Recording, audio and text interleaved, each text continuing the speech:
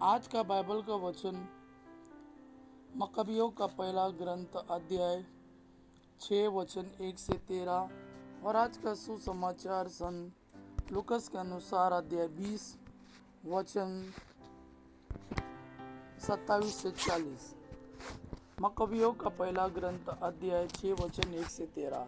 जब एंतियोक पहाड़ी प्रांतों का दौरा कर रहा था तो उसने सुना कि फारस देश का एलिमस नगर अपनी संपत्ति और सोना चांदी के लिए प्रसिद्ध है, और यह कि वहाँ का मंदिर अत्यंत समृद्ध है और उसमें वे स्वर्ण ढाले कवच और अस्त्र शस्त्र सुरक्षित है, जिन्हें फिलिप के पुत्र सिकंदर मकदूनिया के राजा और यूनानियों के प्रथम शासक ने वहां छोड़ दिया था।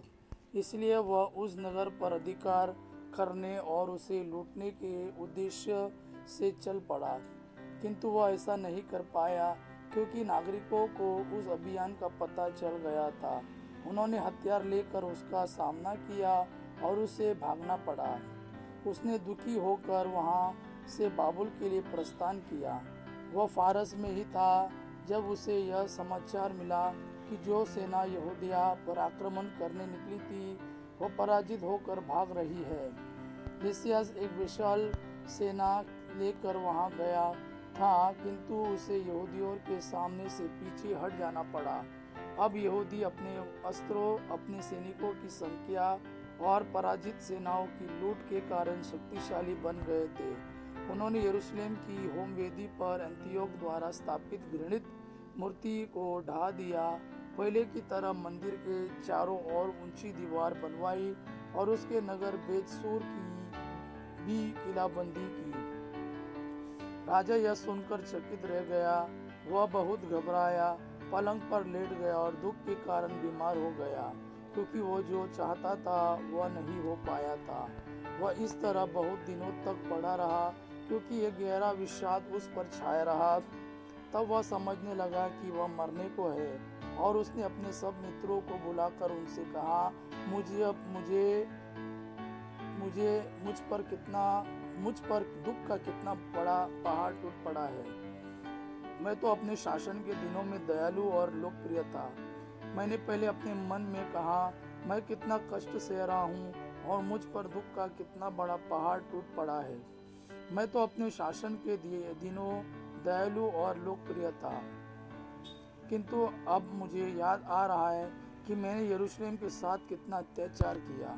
मैं वहाँ के चांदी और सोने के पात्र चुरा कर ले गया, और मैंने अकारण यहूदा के निवासियों को मारने का आदेश दिया। मुझे लगता है कि मैं इसी से कष्ट भोग रहा हूँ और गहरे शोक के कारण यहाँ विदेश में मर रहा हूँ। आज का सुसमाचार सन लूकस के अनुसार अध्याय 20 वचन 27 से 40। इसके बाद सदूकी उनके पास आए। उनकी धारणा है कि मृतकों का पुनरुत्थान नहीं होता। उन्होंने ईसा के सामने यह प्रश्न रखा, गुरुवर, मूसा ने हमारे लिए यह नियम बनाया, यदि किसी का भाई अपनी पत्नी के रहते निसंतान मर जाए तो वह अपने भाई की विधवा को ब्याह कर अपने भाई के लिए संतान उत्पन्न करे। 7 भाई थे। पहले ने विवाह किया और वह निसंतान मर गया। दूसरा और तीसरा आदि 7 भाई विधवा को ब्याह कर निसंतान मर गए। अंत में वह स्त्री भी मर गई। अब पुनरुत्थान में वह किसकी पत्नी होगी? वह तो 7 की पत्नी रह चुकी है। ईसा ने उनसे कहा, इस लोक में पुरुष विवाह करते हैं और स्त्रियां विवाह में दी जाती है, परंतु जो परलोक तथा मृतकों के पुनरुत्थान के योग्य पाए जाते हैं, उन लोगों में ना तो पुरुष विवाह करते हैं और ना स्त्रियां विवाह में दी जाती हैं। वे फिर कभी नहीं मरते। वे तो स्वर्गदूतों के सदृश होते हैं और पुनरुत्थान की संतति होने के कारण वे ईश्वर की संतति बन जाते हैं। मृतकों का पुनरुत्थान होता है।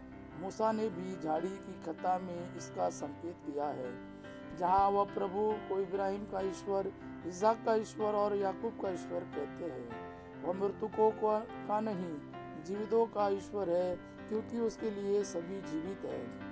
इस पर कुछ शास्त्रियों ने उनसे कहा, गुरुवर, आपने ठीक ही कहा। इसके बाद उन्हें ईसा से और कोई प्रश्न पूछने का साहस नहीं हुआ। यह प्रभु का वाणी है। प्रभु को धन्यवाद। अबा पिता की महिमा और पुत्र यीशु का प्रेम आप पर सदा सर्वदा बना रहे। आमीन।